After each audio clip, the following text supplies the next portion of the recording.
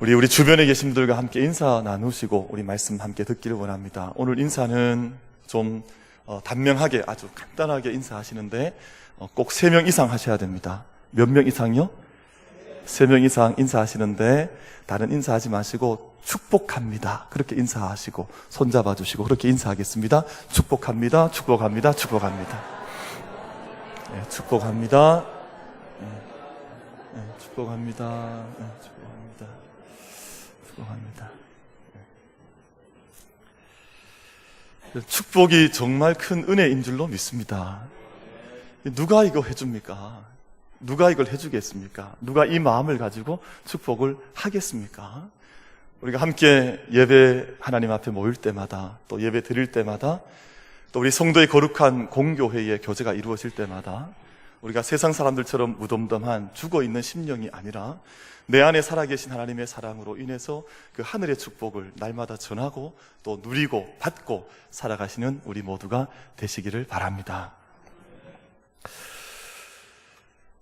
최근에 우리 한국 상황이 많이 좀 이렇게 업다운이 많이 심한데 이 불씨를 당겼던 한 종편 방송 뉴스룸에서 뉴스를 마감하는 시간에 이제 엔딩 뮤직이라고 하는 마지막 음악을 이제 틀게 되는데 그 며칠 전 틀었던 음악이 비틀즈의 노르웨이의 숲이라고 하는 그 음악을 들었습니다. 이 노르웨이의 숲이라고 하는 이 제목은 우리 한국인들이 제일 좋아하는 일본 소설가 무라카미 하루키가 쓴 소설의 제목인데 이 제목을 바로 비틀즈의 노래에서 따온 거예요. 근데 이 책 제목이 노르웨이 숲이라는 이 책 제목이 우리나라에서 번역이 되면서 어떤 제목으로 번역이 되었는가 하니 상실의 시대라는 제목으로 번역이 됐습니다.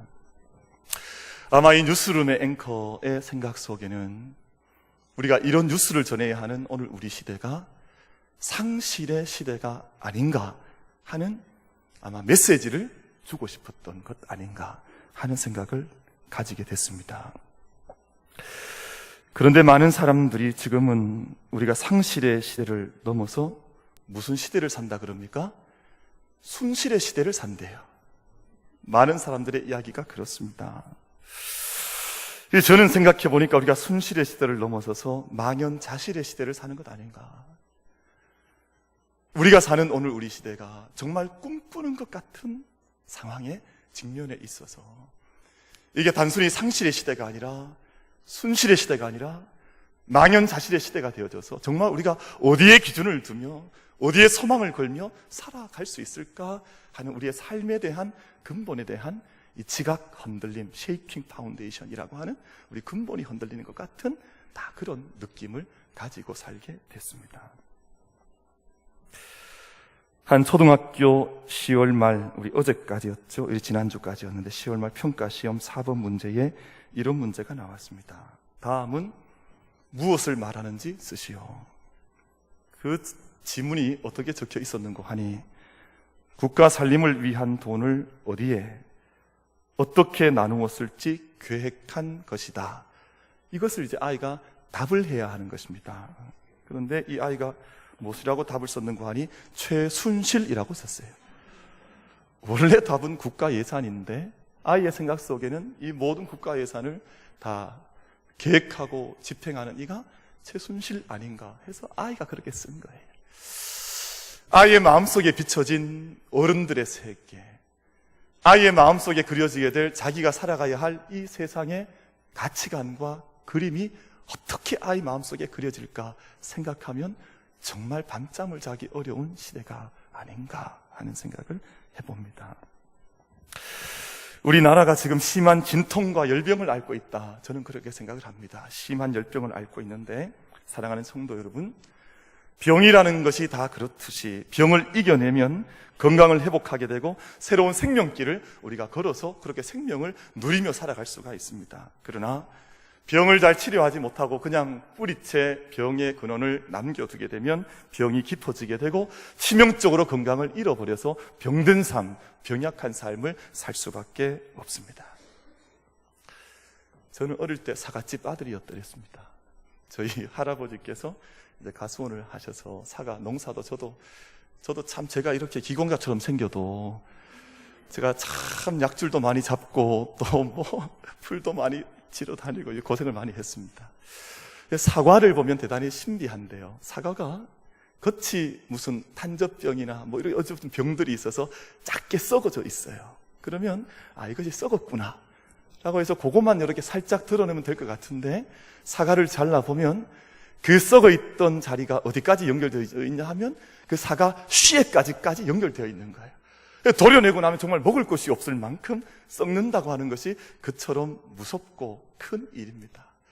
우리 외적으로 작은 한 점 같아 보일지 모르지만 그것을 파고 들어가 보면 썩어 있는 부위가 너무 커서 이걸 어떻게 수술해야 할까 걱정스러워 보이는 것이 썩는다고 하는 현실의 모습이지요. 삼국지에 나오는 사자성어 가운데 읍참마속이라는 말이 있습니다. 청나라의 제갈량이 마속이라고 하는 신뢰하는 뛰어난 장수에게 가정이라고 하는 곳에서 벌어진 전투에 네가 나의 명을 가지고 나아가서 책임지고 이 전투를 이겨나가라고 해서 장수의 임무를 맡겼는데, 마속이 제갈량의 지시와 명령을 따르지 않습니다. 자기 마음대로 전투를 벌인 거예요. 자기의 얕은 생각으로, 자기의 얕은 지략으로 전쟁을 벌이다가 마속이 그 가정 전투에서 패하고 말게 됩니다. 참패를 당합니다. 제갈량에게 마속이라고 하는 이 장수는 자기의 절친한 둘도 없는 친구의 동생이었더랬습니다.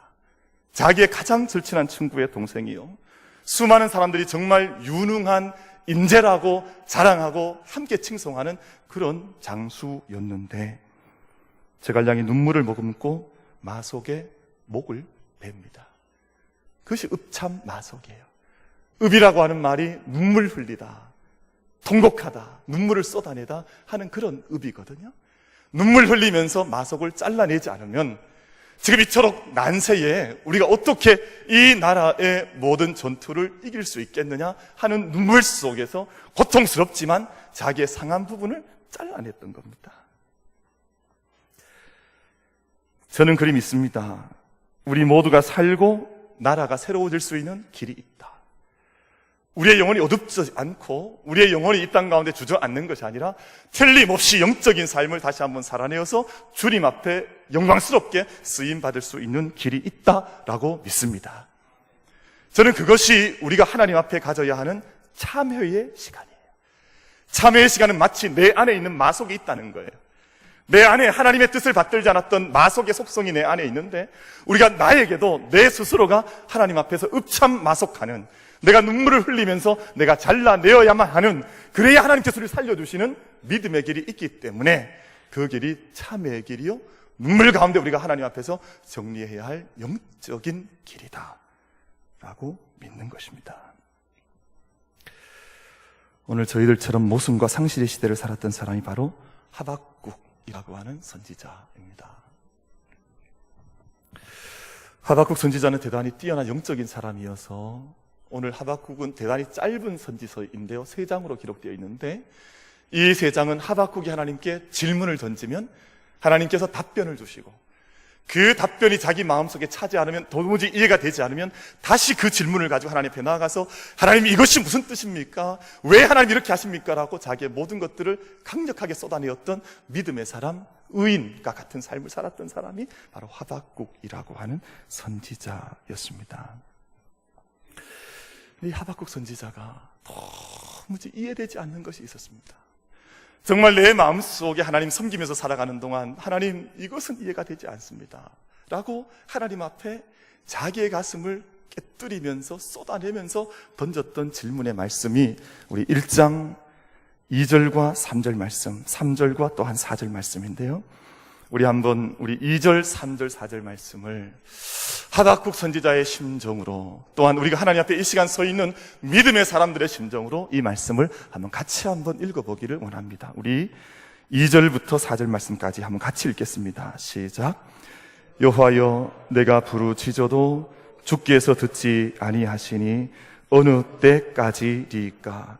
내가 강포로 말미암아 외쳐도 주께서 구원하지 아니하시나이다. 어찌하여 내게 죄악을 보게 하시며 패역을 눈으로 보게 하시나이까?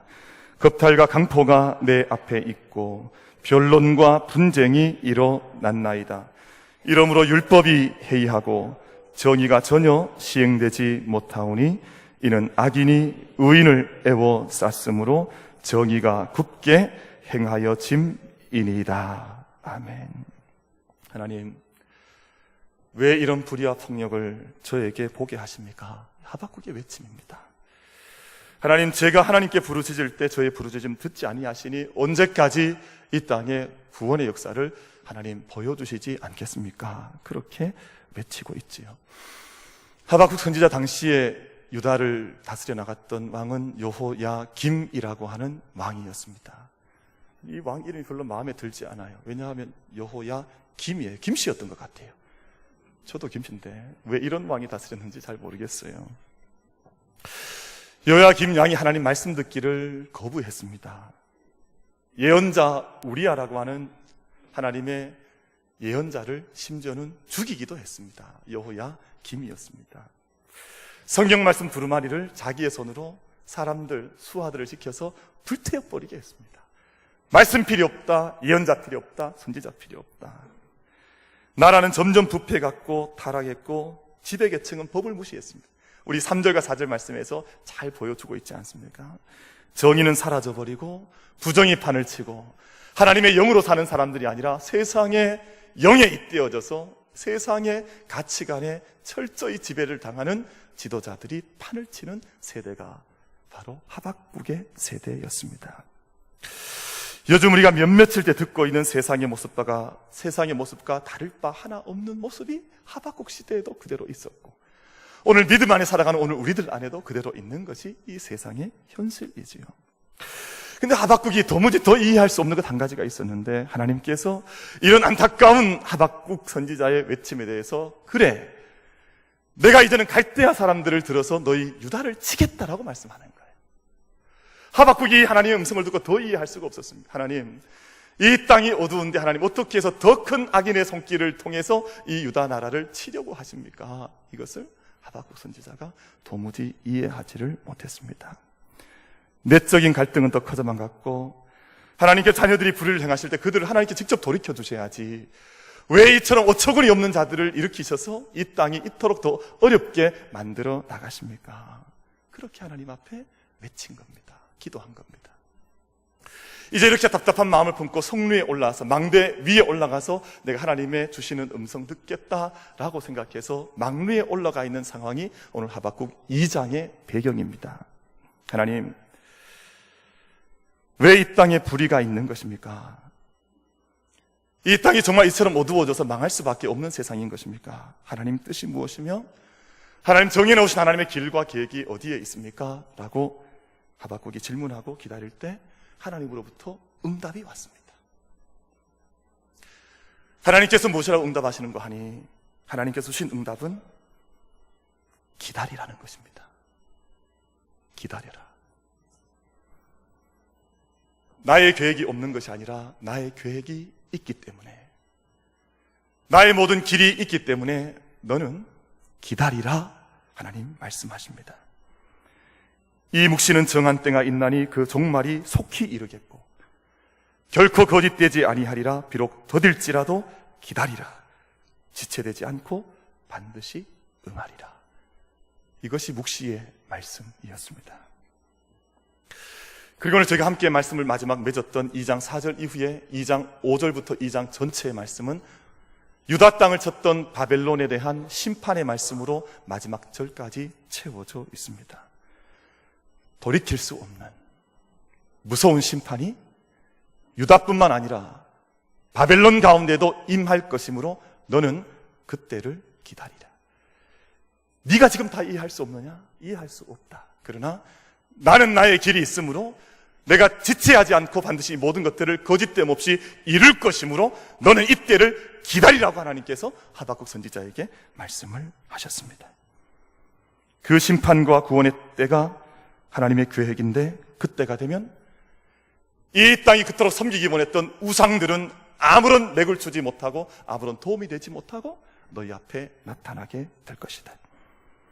하나님이 인정하지 않고 오직 우상에게 달려가던 자들이 아무것도 의지할 데가 없는 그때가 너희 가운데 오게 될 것이다. 그 말씀이 18절 말씀과 19절 말씀 사이에 우상을 의지하던 자들이 더 이상 기댈 데가 없다고 하는, 왜냐하면 우상에게는 생명이 없기 때문에 그 말씀이 주어져 있는데요. 사랑하는 성도 여러분, 저희가 지난 며칠 동안 참 참혹한 또 기가 막히는 모습을 저희가 보고 있습니다. 불과 몇 주 전까지 권력의 주인을 자처하던 자들이 포승줄에 묶이고, 또 이 나라 청와대의 주인을 자처하던 자들이 마스크를 쓰고 호송차에 실리고 내려지는 모습들, 저들의 팔이 묶여져서 구치소로 끌려가는 모습들을 저희가 보고 있습니다. 그동안 그토록 의지했던 권력, 얼마나 권력의 정점을 찍었습니까? 권력도 물질도 우상도 아무런 도움을 줄 수 없는 상황과 시간을 사람들이 직면하고 있습니다. 그런데 분명한 것은 이 땅의 모든 사람들에게 그런 순간이 온다는 것입니다. 이 일은 일부의 사람들에게 일어나고 있는 이 땅의 참혹한 일인지 모르지만, 이와 동일한 일이 우리의 권력도 의지할 수 없고 물질도 의지할 수 없고 우리의 우상도 의지할 수 없는 결정적 시간을 하나님께서 우리 가운데 보여주신 거예요. 이 모든 마지막 심판과 구원의 때가 이르게 되면 놀라운 시간을 우리가 맞이하게 되는데, 2장 14절 말씀이지요. 이는 물이 바다를 덮음같이 여호와의 영광을 인정하는 것이 세상에 가득할 것이다. 지금 이토록 어둡고 깊은 부패 속에 있지만, 이 모든 시간이 다 지나 하나님의 심판과 구원의 마지막 시간이 오게 되면 온 땅 가운데 물이 바다를 덮는 것처럼 여호와를 인정하는 그 여호와에 대한 지식이 온 땅 가운데 가득하게 될 것이다. 20절 말씀을 보면 오직 여호와는 그 성전에 계시니 그 온 땅은 그 앞에서 잠잠할지니라. 무슨 말씀입니까? 무슨 뜻이겠습니까? 사랑하는 성도 여러분, 비록 이 땅에 어둠이 있다 할지라도, 또 심판이 있다 할지라도 심판을 넘어 구원의 역사가 있고 밝은 아침이 있고 주님의 나라, 하나님의 나라, 메시아의 나라가 임한다고 하는 이 약속의 말씀을 우리 모두 다 믿음으로 아멘으로 받을 수 있는 우리 모두가 다 되기를 간절히 바랍니다. 믿음은 그래서 윤리가 아니지 않습니까? 믿음은 우리의 액세서리나 우리의 거치장이 아니지 않습니까? 우리의 모든 이 역사의 시간을 지나 하나님의 때가 이르게 되면 하나님의 나라가 우리 앞에, 여호와를 아는 지식이 온 땅에 충만한 물이 바다를 덮는 것 같은 하나님의 약속의 메시아의 시간이 임함을 믿으면서 우리가 믿음의 길을 온전하게, 정직하게, 진실하게, 거짓됨 없이 달려갈 수 있는 저와 여러분이 되기를 간절히 바라겠습니다. 여러분, 그래서 이 말씀을 주시면서 하나님께서 하박국 선지자에게 주신 너무나 미래지향적인 짧은 한마디 말씀이, 의인은 그의 믿음으로 말미암아 살리라, 이 말씀을 주신 것입니다. 손은 풀을 뜯고 살아도 눈은 하늘을 보며 산다. 제가 참 좋아하는 말입니다. 손은 늘 엎드려서 네 발로 풀을 뜯어먹고 살잖아요. 눈은 하늘을 향해서 늘 하늘을 보며 살아갑니다. 이 땅에 우리가 이 땅 가운데 수많은 일들과 또 굴레들과 많은 질곡들과 많은 세상의 이런저런 우여곡절 속에 우리가 다 함께 살아가지만, 오직 의인은 믿음으로 말미암아 살리라. 여러분, 이 땅이, 이 자리가 우리의 영원한 우리의 지향점이 아니라 하나님의 나라, 하나님의 세계, 하나님의 영광의 그 땅이 늘 우리의 영적인 시설이 고정되어 있는 우리 의인들이 살아가야 할, 믿음으로 살아가야 할 그 목적지가 바로 하나님의 나라임을 잊지 않고 살아갈 수 있는 저와 여러분이 되기를 간절히 바라겠습니다. 여러분, 그래서 우리의 믿음은 상황을 넘어서는 것이죠. 이 땅의 혼돈을 넘어서는 것입니다. 그리고 이 땅 속에 담겨있는 하나님의 계획과 하나님의 사랑과 긍휼을 바라보면서 살아가는 것입니다. 의인은 그의 믿음으로 말미암아 살리라, 이 말씀은 하나님의 약속의 말씀인데요, 예수 그리스도를 믿는 사람들이나 그들의 나라가 죄악을 범하게 되면 하나님께서 반드시 무섭고 강한 도구로 그들을 치신다. 저는 그리 묵상을 했는데요, 제 묵상이 바른지 하나님 앞에 기도해야 되겠습니다만, 오늘 이 땅에 믿음의 사람들이 너무나 믿음 앞에 바르게 서지 못하니 하나님께서 유다를 바벨론으로 치신 것처럼 이 땅을 세상 지팡이로 이 땅을 한번 치신 것 같아요. 제 마음은 그렇습니다. 이때 우리가 어떻게 해야 될 것인가? 이때 우리가 어떻게 해야 될 것인가? 분명한 사실은 이 땅을 친 하나님의 손에 들려진 도구보다 하나님께서 하나님의 자녀들을 더 사랑하신다는 것입니다. 하나님께서 그 도구를 통해서 이 땅을 치신 것은, 우리를 치신 것은 하나님께서 우리를 사랑하시는 하나님의 뜻을 가지고 계신다. 요엘서 2장 12절과 13절 말씀을 보면 너희는 이제라도, 그렇게 말씀을 해요. 너희는 지금이라도, 이제라도 금식하고 울며 애통하고 마음을 다하여 내게로 돌아오라 라고 말씀을 합니다. 지금도 늦지 않았으니까, 지금도 too late, 너무 늦은 것 아니니까 내게로 돌아오면 내가 너희를 감싸고 치료하고 너희를 받아들이고 구원해 줄 터이니 지금이라도 이제라도 내게로 돌아오라고 말씀을 합니다. 아무리 정의가 구분악한 세상이라 할지라도 오직 의인은 그의 믿음으로 살리라 라고 말씀을 했습니다. 우리가 하나님께 나아가는 우리의 믿음과 회개와 참회의 마음으로, 읍참마속의 정신으로 하나님께 돌아가 우리의 믿음을 통해서 의인은 그의 믿음 때문에 생명을 건진다고 하는, 구원을 받는다고 하는 이 말씀이 우리 모두의 말씀이 되기를 바랍니다. 그래서 의인은 믿음 때문에 산다고 하는 것이 이 말씀의 첫 번째 뜻입니다. 두 번째 뜻이 있지요. 의인은 믿음으로 산다고 하는 말씀은 의인들은 이럴 때일수록 또 믿음으로 살아야 한다고 하는 것을 말씀합니다. 로마 제국이 참 어두운 제국이었습니다. 부패한 제국이었었고 그 땅에는 정말 사람이 살아갈 수 없는 환경이, 물론 로마인들에게는 좋은 땅이었지만 그 땅에는 정의도 없었고 사랑도 없었고 참혹한 일들만 일어나고 있던, 힘이 다스리던 제국이 로마 제국이었더랬습니다. 근데 그 제국이 소수의 믿음의 사람들 때문에 충격을 받았습니다. 이 소수의 믿음의 사람들이 전혀 색이 다른, 전혀 색이 다른 삶을 살아가는 소수의 무리가 로마 제국 안에 나타나게 된 겁니다. 믿음으로 사는 사람들. 잔혹했던 로마의 치세 아래 살면서도 세속 문화와는 전혀 다른 삶을 살아서 원수를 사랑하고 핍박하는 자를 용서하기도 하고, 정말 가난하고 돌볼 자 없는 자들을 데리고 와서 돌보아 주기도 하고, 굶주린 자를 먹여주기도 하고, 몸소 친절한 행동을 실천하면서 희생적 삶을 살아가던 소수의 무리가 로마 제국 안에 나타나게 된 겁니다. 황제와 정부 당국이 이 소식을 들었습니다. 수많은 로마 시민들이 이 사람들의 삶에 매력을 느끼게 되면서 믿음으로 사는 사람들의 삶에 대해서 충격을 받고 그 도에 참여하는 사람들이 늘어간다고 하는 소식을 로마 황제와 로마 당국이 그 소식을 듣게 됐습니다. 그러자 로마 제국이 어떤 정책을 썼는가 하니 사회 정책을 썼습니다. 우리 로마 제국도 이 소수에 나타난 이 무신론자들처럼, 당시에 로마 황제는 그리스도인들을 가리켜서 무신론자라고 불렀습니다.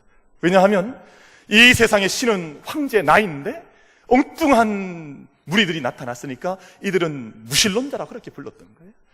이 무신론자들 갈릴리안이라고 불렀는데, 이 갈릴리에서 온 사람들, 이 사람들과 똑같은 사회 정책을 우리도 쓰겠다. 그래서 모든 공무원들에게 이 소수의 믿음의 사람들과 똑같은 정책을 쓰라고 황제가 명령을 내렸습니다. 4세기에 있었던 율리아누스 황제가 이 땅에 있는 그리스도인들을 퇴치하기 위해서 우리가 저들의 정책을 가져다가 실천하자라는 정책을 발표를 했는데,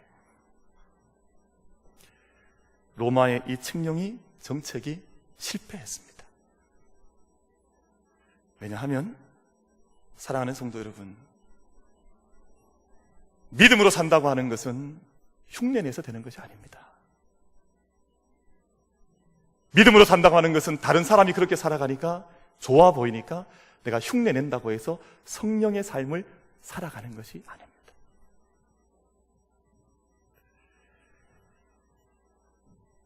이 소수의 작은, 비록 로마 제국 안에서 작은 폴션밖에 차지하지 못했던 갈릴리안들, 그리스도인들, 무신론자들을 불림받던 사람들이었지만 그들은 믿음으로 살았습니다. 로마 당국은 믿음으로 한 것이 아니었었고, 저렇게 하면 저들을 퇴치할 수 있다고 하는 생각 속에서 했던 사회 정책에 지나지 않았기 때문에 그들의 정책은 성공을 하지를 못했습니다.